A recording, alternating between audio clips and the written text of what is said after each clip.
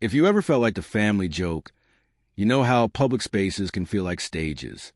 I lingered in the hushed marble of the Belmont Grand, dressed in a sleek navy gown, pearl earrings, and sensible heels, while my mother and sister shimmered under chandeliers. Tonight, I was about to become someone I hadn't been recognized, as in decades, seen. It all shifted 6 years earlier. I grew up in Brookfield, a town where value was measured in stock portfolios and guest lists. My father ran a commercial real estate company. My mother chaired charity galas, and my sister, Caroline Drake, was the embodiment of a glossy magazine spread. Harvard-educated husband, impeccable kids, a lifestyle curator for Instagram admiration. And me? I went to a state university for hospitality management, ran a boutique hotel, came home smelling faintly of lemon cleaner, and endured family dinners where tales of tropical vacations swallowed every conversation. Emily's still in the hotel business, my mother would say, as if I arranged pillow mints for fun. Thanksgiving, 6 years back. Toast for my brother-in-law's promotion. Crystal clinking. Laughter that never included me. Then my father turned toward me. Still managing check-ins. I said, "Assistant operations manager." I offered. "Good for you," he replied, already back to discussing investments. I tipped the last of my patience into a glass and made a quiet vow. No more performing for approval. I would build something undeniable. 3 weeks later, at an industry conference, I met Henry Cho. He owned a Soho property and needed a managing partner with ambition.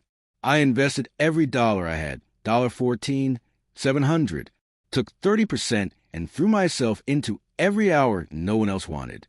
The Meridian Collection was born. 1 lobby, then 2, then a heartbeat that learned to run. 5 years of relentless work later, my mother called, asking if my hotel could donate a room for the Children's Hospital. Belmont Grand. Perfect. And tonight they would see me. "The bar might suit you better," my mother murmured.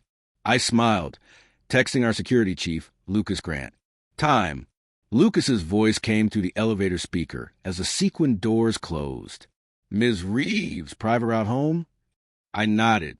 The cab slid past the 47th floor. Caroline's laugh thinned. "The 48th floor is," she began. The doors opened to a quiet vestibule, veined marble, a custom desk. Lucas stood in a dark suit. "Good evening, Ms. Reeves." His glance swept my mother and sister. "They'll follow," I said, unlocking the suite. For 1,000 square feet stretched open, floor-to-ceiling windows, a magazine-worthy kitchen, a study Henry had let me so color would keep me honest. My mother's fingers grazed a millwork, as if it might shatter. "Emily, what is this?" she asked. "Where I sleep when I'm not building a hobby," I said, placing a leather folio on the dining table. "Sit." First, a profile of the Meridian Collection's quiet ascent. Next, the acquisition file for the Belmont Grand, $340 million, through a holding company I control. Then audited statements, asset stakes, the numbers you respect.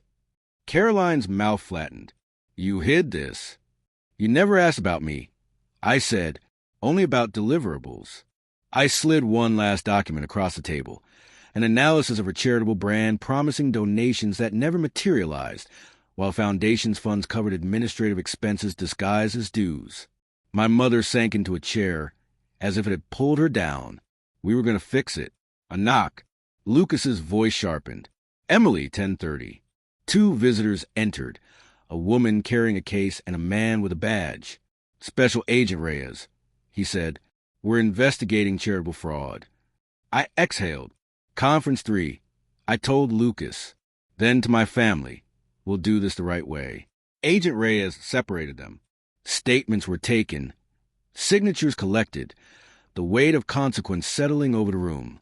I watched the city breathe while justice threaded its way. When the agents left, silence fell. Caroline spoke first. "You did this to us." "I stopped doing it for you," I said. "That's the difference." My mother's mascara blurred. "We're your family." "Then act like it," I said. I led them to the vestibule. No triumph, no raised voices, just the weight of truth. "You taught me to measure myself by rooms you controlled." I built my own building. Headlines fluttered. Sponsors withdrew. The foundation installed an interim board, opened its books. I declined interviews, sending anonymous donations for chemo chairs because children shouldn't pay for vanity. At my grandmother's funeral, the one who truly saw me, my parents tried again. "We've changed," my father said. I believed he wanted to.